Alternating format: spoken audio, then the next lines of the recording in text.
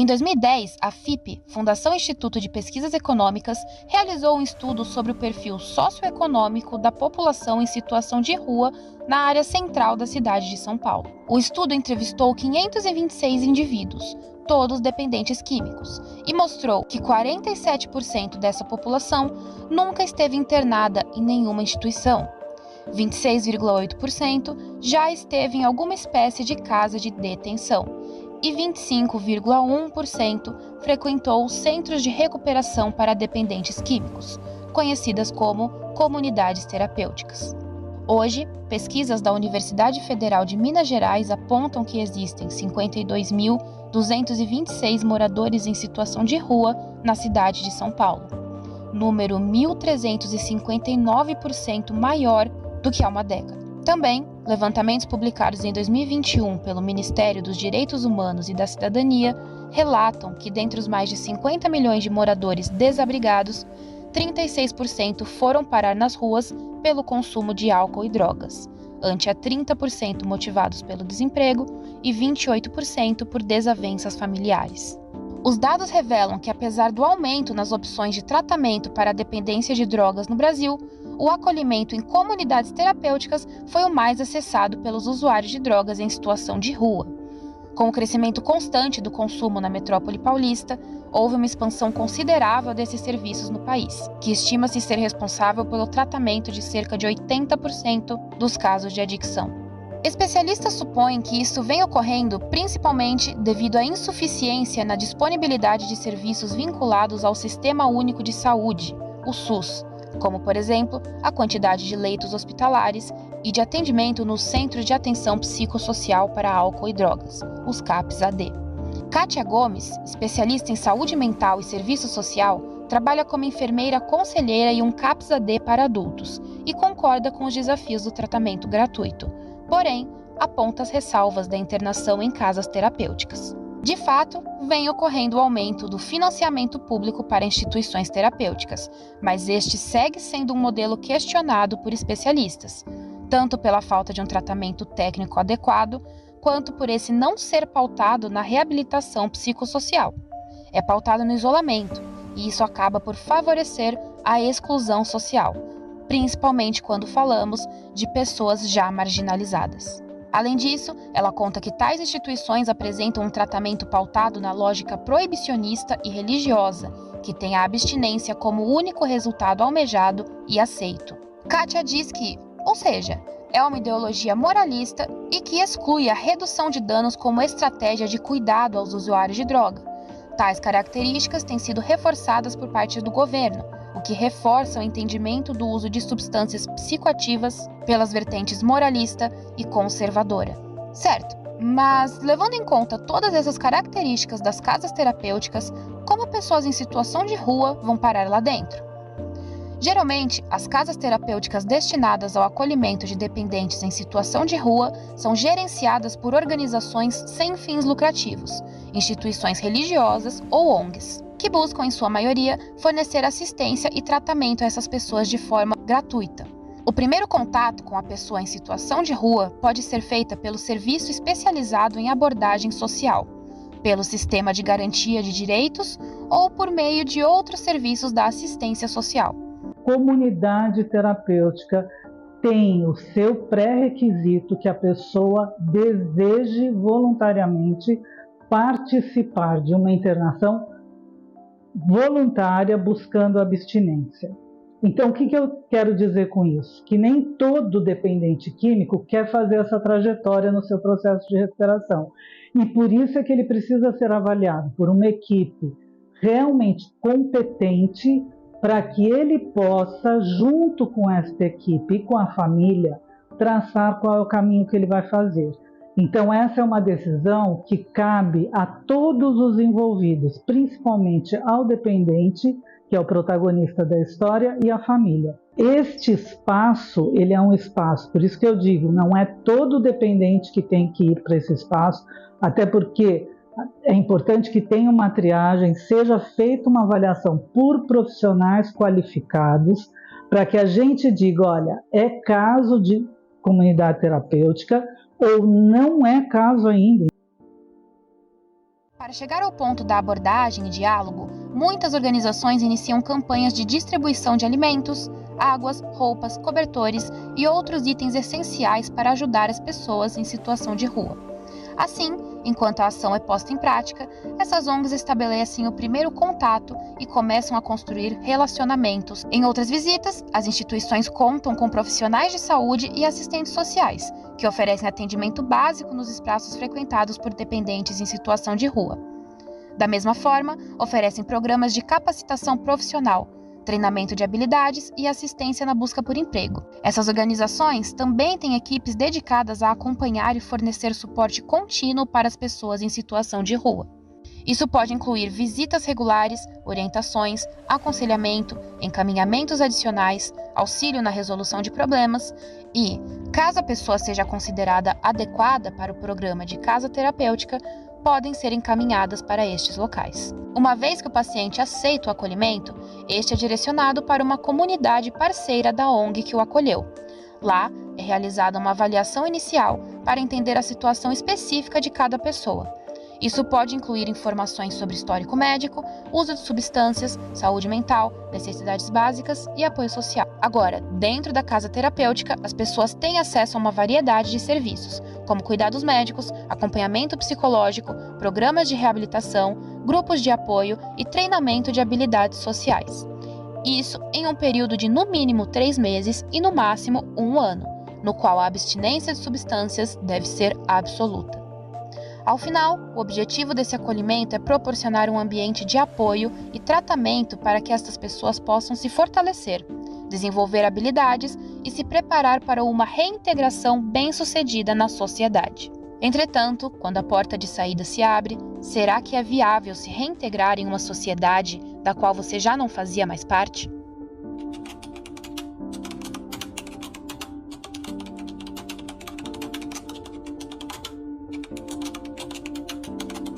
A especialista Kátia, que atuou por mais de 9 anos na equipe dos consultórios nas ruas, explica que a maior reclamação entre os dependentes químicos que iam para casas terapêuticas, mas voltavam às ruas, era, além do tratamento baseado na abstinência, a falta de abordagens especializadas e a restrição excessiva. Ela diz que algumas casas terapêuticas podem ter um programa de tratamento padronizado, que não leva em consideração as necessidades individuais de cada residente. Cada pessoa tem uma história única, circunstâncias específicas e desafios pessoais, e é importante que o tratamento seja adaptado para atender a essas necessidades.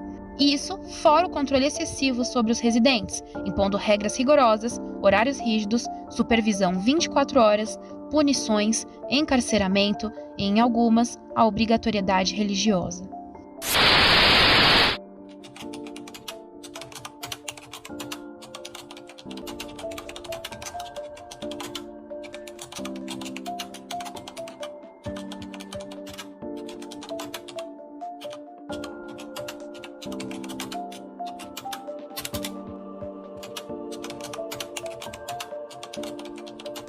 Ainda assim, nossa especialista enfatiza que, a depender do grau de adicção ou agressividade do paciente, as opções são poucas.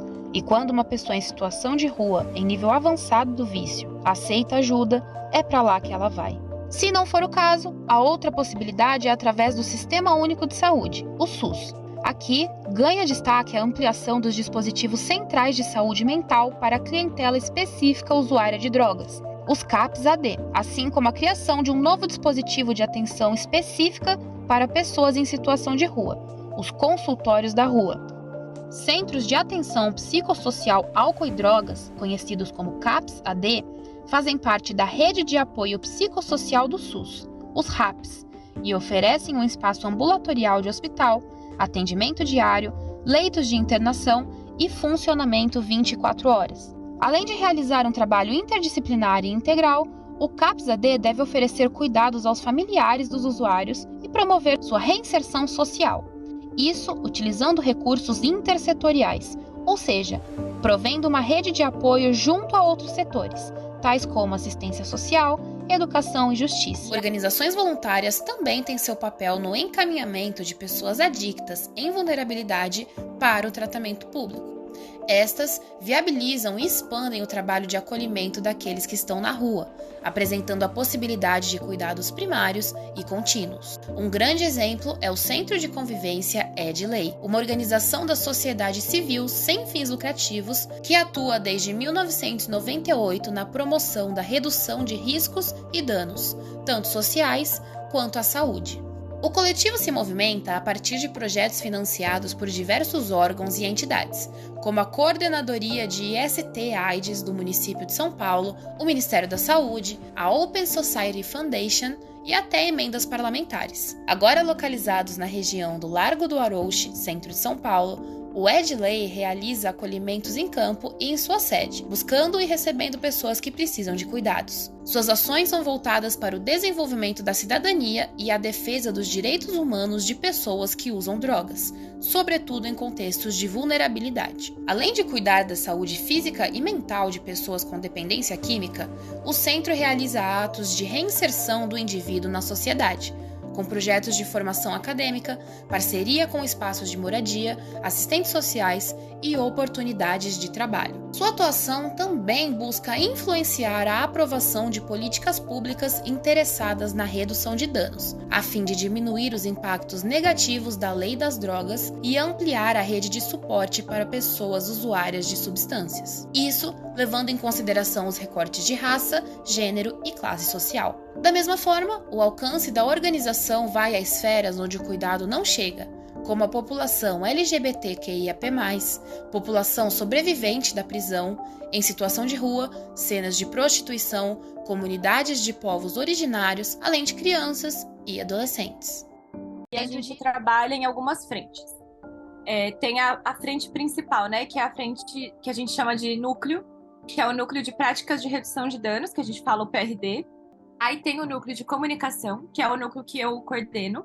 E a gente também tem o núcleo de ensino e pesquisa. A gente também tem mais dois núcleos, mas que eles são um pouco mais internos, assim, que é a gestão operacional, que é quem cuida do administrativo, do Edley, e a gestão estratégica, que é a tomada de decisão, questões um pouco mais burocráticas, assim, da ONG. E aí todo mundo que está em todas as frentes faz parte dessa gestão. Dentro disso, a abordagem utilizada é chamada de redução de danos, que tem como objetivo minimizar as consequências negativas do uso abusivo de substâncias psicoativas, tendo como princípios fundamentais o respeito à liberdade de escolha do indivíduo e o acesso aos serviços de saúde. Esse núcleo, né, que é o PRD, que é o Prática de Redução de Danos, quando a gente fala que faz o trabalho de campo, é justamente ir até os territórios, em alguns lugares que tem uma concentração maior de pessoas. Então, por exemplo, vai na Cracolândia, e a gente tem o que a gente chama de insumos de redução de danos, que são algumas ferramentas, que elas estão ligadas à prevenção de doença, à prevenção de infecções na hora de usar droga. Porque a questão é, né, se a pessoa decidiu usar a droga, tem algumas coisas que podem reduzir os riscos à saúde dessa pessoa, para além do uso da droga. Então, a gente oferta esse tipo de insumo, dependendo da droga que a pessoa está usando. Então, por exemplo, a gente chega numa pessoa que está ali com o cachimbo na mão porque ela fuma crack. Aí a gente chega, pede licença, fala, olha, eu tenho aqui uma piteira para você colocar no cachimbo. Porque existe uma cultura das pessoas compartilharem o cachimbo. Só que conforme elas vão compartilhando o cachimbo ele esquenta muito quando você acende. E aí pode dar ferida na boca. Entendi. Tá com alguma infecção, com hepatite, com alguma coisa, e ela compartilha o cachimbo, além de tudo, ela pode passar hepatite para a próxima pessoa. A redução de danos, ela começa no Brasil nos anos 80, mais ou menos. E ela começa porque estava tendo um contexto de epidemia de HIV/AIDS. As pessoas começaram a ver que não estava mais rolando a transmissão tanto por sexo. Estava rolando bastante transmissão por compartilhamento de seringa. As pessoas faziam muito uso naquela época de cocaína injetável. Então, as pessoas usavam a mesma seringa, tipo, fazia uma rodinha de pessoas, todo mundo usava a mesma seringa, e aí as pessoas estavam contraindo o vírus do HIV. Então a redução de danos começou com uma ideia muito simples de assim, vamos trocar a seringa. Tipo, vinha pessoas que usavam ou já usaram, começaram a se ligar nisso, e aí elas levavam seringas novas e falavam, gente, vamos não usar a mesma seringa, cada um fica com uma nova, depois que usou, joga fora e troca por uma nova.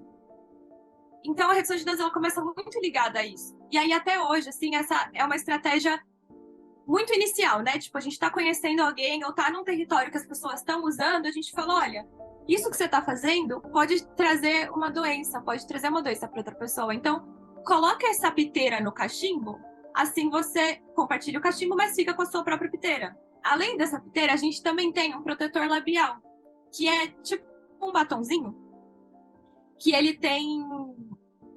ele hidrata o lábio, porque aí ele não só hidrata, mas ele ajuda a cicatrizar o que tiver de ferida, porque aí a pessoa vai usando o protetor e aí se tiver alguma ferida pela temperatura do cachimbo, vai ajudando a curar. Essa estratégia, ela também, como a redução de danos vem muito da AIDS, essa estratégia está muito junto também da gente distribuir preservativo, distribuir lubrificante. A gente vai distribuindo várias coisas que a gente sabe que podem ajudar a pessoa que está nessa situação. Assim, como parte dessa estratégia, os CAPs disponibilizam os consultórios na rua, dispositivos móveis de atenção no próprio contexto das ruas, e oferecem cuidados em saúde para as pessoas desabrigadas usuárias de drogas. Para garantir que uma amplitude de pessoas em situação de rua tome conhecimento e tenha acesso a esses tratamentos, os profissionais dos CAPs realizam um processo de passo a passo. Primeiro, é feita a etapa de busca ativa, em que os enfermeiros e atendentes realizam uma sondagem dinâmica nas ruas, abordando diretamente os moradores de rua e oferecendo suporte e assistência. Depois, aqueles que concordarem são direcionados para o ambulatório móvel dos consultórios nas ruas, e é iniciado um processo de acolhimento e escuta empática.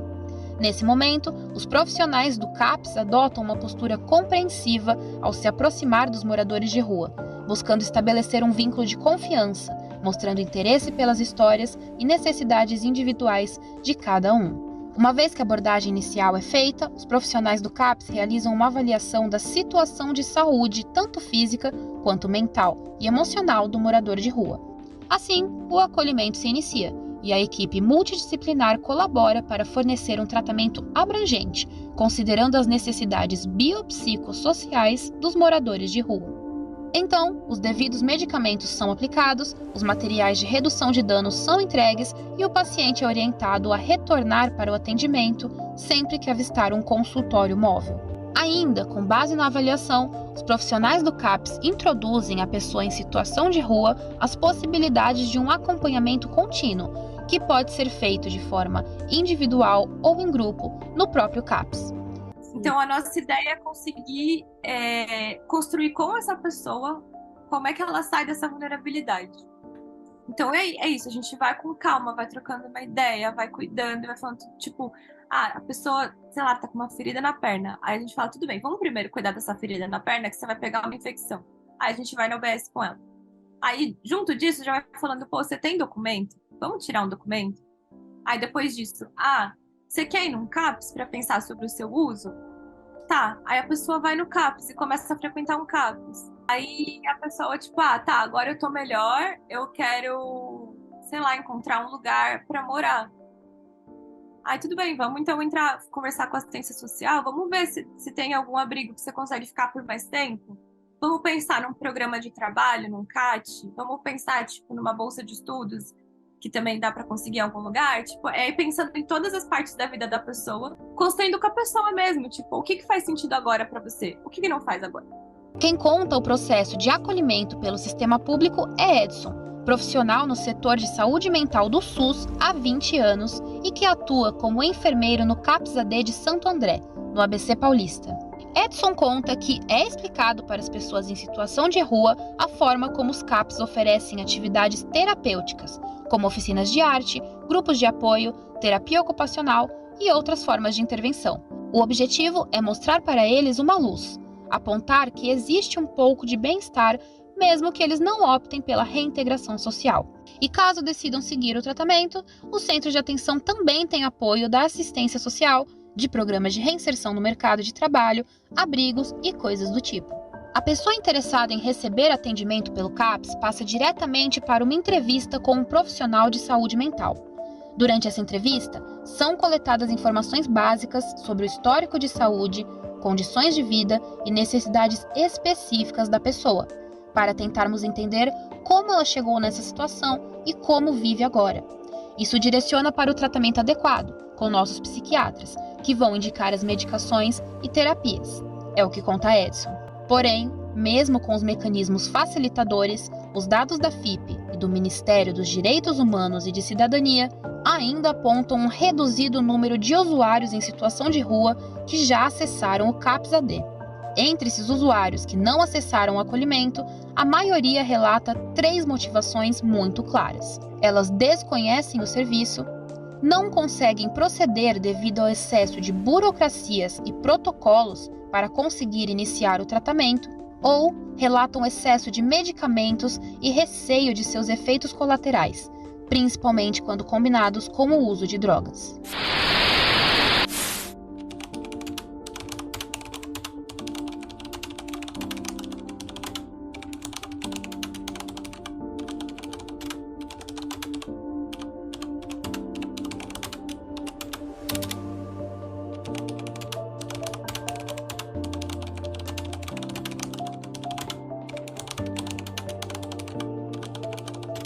Edson, por outro lado, reforça um ponto. Os CAPs são obrigados a oferecer tratamento a todos que procuram, mesmo sem identificação, residência ou clareza nas informações pessoais. Segundo ele, informações básicas sobre a pessoa, como nome, data de nascimento, características físicas, apelido, uma assinatura e qualquer coisa do tipo, podem ser utilizadas para criar um registro no serviço e o dependente já fica cadastrado, podendo ser atendido em qualquer uma das unidades. Presentes em todos os espaços, seja público ou privados, os usuários desabrigados convivem com um duplo estigma e revelam esse sentimento de diversas formas, nos olhares, gestos, atitudes, descaso e abandono. As pessoas que a gente atende, que a gente aborda nesses trabalhos de campo, são pessoas negras, são pessoas pobres, são pessoas que têm um histórico de muita vulnerabilização. Então, a pessoa desde criança, ou já foi para orfanato, ou já foi presa na Fundação Casa, ou já foi presa em hospital psiquiátrico. E aí essas coisas, elas vão, a pessoa sai de um lugar e ela já vai enfrentando barreiras. Aí a pessoa vai presa, fica maior de idade e vai presa. E aí, aí sai da prisão e aí ela não tem, ela não consegue um trampo porque ela foi presa, ela não conseguiu estudar. E aí a pessoa vai sendo obrigada a voltar para esse lugar e obrigada a ficar nessa situação que só vai vulnerabilizando mais. Além do tradicional modelo político brasileiro que tratou o usuário de drogas por muitos anos somente no âmbito da justiça penal, a dependência química, segundo a Classificação Internacional de Doenças, é, de fato, tratada como doença, o que favorece a discriminação e o preconceito dos usuários de drogas em situação de rua. Dentre todos os erros e acertos de estabelecer no Brasil, em específico no estado de São Paulo, políticas governamentais, econômicas, jurídicas e de saúde para lidar com o fator sem teto, o processo de estigmatização social da pessoa em situação de rua, usuária de droga, pode ser o maior desafio da cidadania e é, de fato, um dos elementos mais decisivos no processo de tratamento e reintegração. Existe uma política de drogas, atualmente, que ela é muito embasada em tudo isso, em racismo, em machismo. Então, essa política de drogas, ela só reflete uma sociedade que há muito tempo está sendo pautada em cima desse tipo de coisa, em cima de LGBTfobia, em cima de machismo, em cima de classismo, em cima de racismo.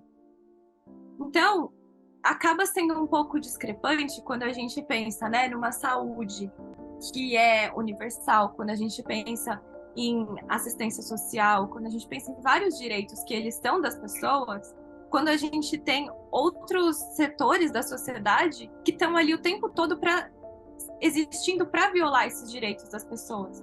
e dessas pessoas, né?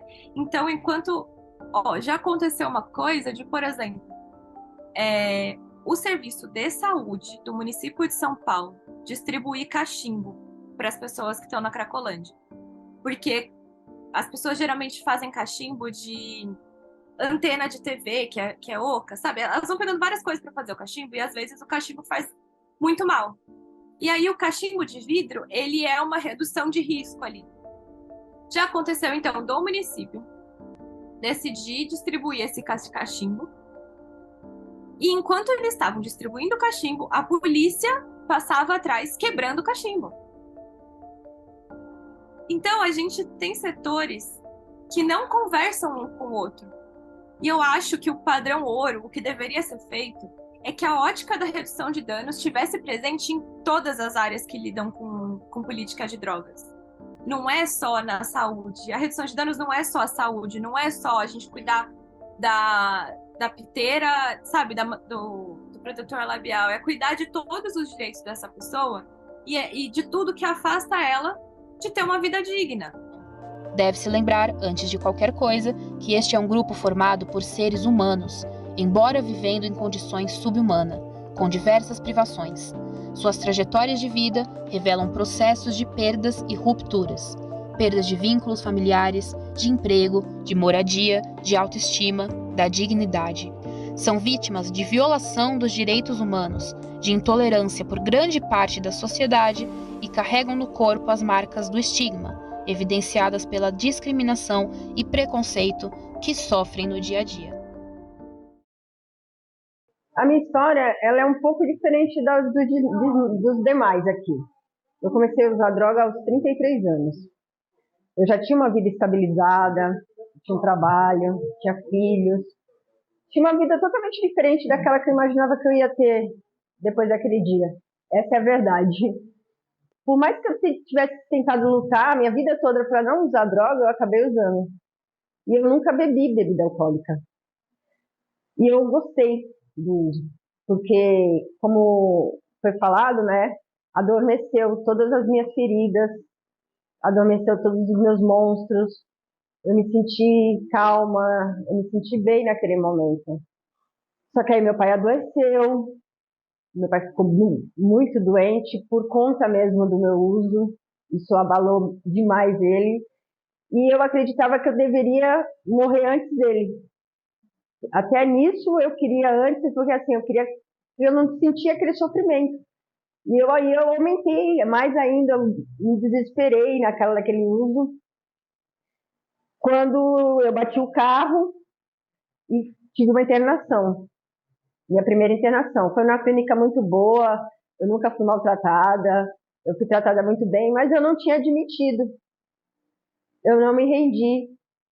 Conheci o NA quando eu saí, mas eu não acreditava que eu pudesse ficar limpa, porque eu não conseguia ter a rotina, eu não conseguia seguir o sugerido daqui de dentro, eu não conseguia porque as dores continuavam. Eu acabei recaindo, e nesse tempo que eu recaí, a degradação foi maior ainda, porque aí eu já tinha perdido o carro, aí eu já tinha perdido outras coisas, minha família já não acreditava mais em mim, eu já tinha ido para uma clínica, já tinha vindo para o NA. E no dia que meu pai faleceu, eu fui morar na rua, porque a nossa família se acabou ali. Porque eu morar na rua e você querer usar droga estando na rua é horrível. Ou você se vende ou você se acaba. Da mesma forma, os dois lados é iguais. Mas eu não queria, porque assim, dentro de tudo ainda tinha os princípios da minha família. Eu usava drogas todos os dias. Todos os dias. Adquiri uma tuberculose óssea, quase que eu morri. E nisso foram 3 anos. 3 anos empurrando um carrinho, 3 anos sentindo chuva, 3 anos sentindo sol e procurando um canto para dormir. E tinha esquecido que eu tinha família. Minha mãe já achava que eu já tinha morrido. Eu não tinha esperança nenhuma. Eu não tinha fé nenhuma, assim, porque a gente, na verdade, quando né, estou no meu uso de droga, eu perco a fé. Eu desacredito, né? Eu não acreditava mais em mim. Eu não acreditava que tinha algo maior do que aquilo. Para mim, o meu poder superior naquele momento era a droga. Quantas pessoas que eu olhei e pensei, será que não tem família que nem eu também? E lá, sabe, atrás de mais um pedaço, mais uma carreirinha, mais alguma coisa que anestesiasse daquilo que não se anestesia. Eu levei uma surra muito grande. Eu nunca tinha apanhado na rua. E nesse dia eu apanhei muito. Me bateram, cuspiram na minha cara. E eu não tinha feito nada. Não tinha roubado, não tinha xingado ninguém. Só estava existindo. Era porque, assim, a regra era a seguinte, ou eu batia nela ou eu apanhava. E eu não quis bater na menina. Então, ela que tinha feito algo contra mim. Eu tomei uma surra. E nessa surra eu falei, Deus, eu vou ter que fazer algo. Porque desse jeito, ou o Senhor me leva, ou o Senhor me tira daqui. E um dia eu contei minha história para a moça do Ferro Velho, que eu vendia minhas sucatas. E ela, escutando a minha história, ela falou assim, nossa, porque eu acho você diferente. Você conversa bem, você tem educação, você não bebe. E você sempre está só reciclando, vendendo as cestas básicas pra gente, né? Por que você não volta para casa? Eu falei, eu acredito que minha família nem me quer mais. Ela falou, não é possível. Qual é a mãe que não quer um filho? Aí eu falei assim, talvez eu não queira mais. Aí passou, ela escutou e eu fui embora. Quando foi no outro dia, eu cheguei lá para vender uma cesta básica logo cedo, o rapaz que trabalha lá veio e me deu um celular. E falou assim, Deus tocou no meu coração de alguma forma, porque eu escutei a sua história. Aí eu falei assim, como assim? Ele falou assim, você não tem coragem nem de pedir para ninguém para ligar para sua mãe e nem tem coragem de ligar. Alguma coisa disse para mim, comprar esse celular do cara que veio aqui hoje pela manhã vender, eu já coloquei o chip, já tá carregado, aí você que sabe o que você faz. Ou você vende e faz o seu uso como sempre, ou você vai e liga para sua família e busca essa sua segunda chance. Era uma alternativa. Aí isso foi numa quinta-feira. Aí passou quinta, sexta, sábado, eu mandei um oi que eu ainda sabia a minha senha do Facebook, né? Aí eu tinha baixado. Eu entrei, na hora que eu fiz oi, já a minha filha entrou, aí todo mundo entrou junto, aí foi aquela festa.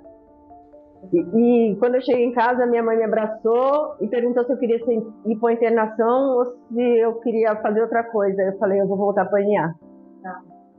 Passei 6 meses servindo café, 6 meses abrindo a sala, limpando. Como eu falei para você na hora que nós conhecemos. Para quê? Para estar junto dos meus iguais, servindo, entendendo o que é o servir dentro da Irmandade. E por 6 meses falaram, senta na mesa, chegou a hora de você coordenar. Aí pronto, daí por diante foi amor. Posso dizer que eu amo NA, eu amo Narcóticos Anônimos, hoje eu amo. Aquilo que eu não tive lá atrás, acho que não foi o momento, eu precisei passar por aquilo tudo. Pra hoje dizer assim, hoje eu tô no meu lugar, hoje eu tô no lugar certo, hoje eu tô nos meus iguais. Diferente daquela pessoa que eu era antes da droga, hoje eu sou uma pessoa muito melhor. Porque eu pensava muito no material antes do uso da droga. Eu pensava só em trabalhar, e só achava que as pessoas só eram alguém se tivesse algo. E hoje não é ter algo, é ser algo. Eu vivo no simples, e o simples me dá uma grande diferença. Hoje eu não me importo se eu vou comprar uma moto, ou se eu vou comprar um carro, ou se eu vou andar a pé. O importante é que eu tô viva. O importante é que eu consegui, é que eu cheguei aqui. E eu pago muito caro para estar nessa cadeira todos os dias. Esse é o importante para mim, sabe? Porque você vindo do lixo, hoje eu tô no luxo. Eu já tive muito mais coisas. Eu tive coisas assim que eu não tenho Mas hoje, para mim, eu tenho muito mais assim do que eu tinha antes.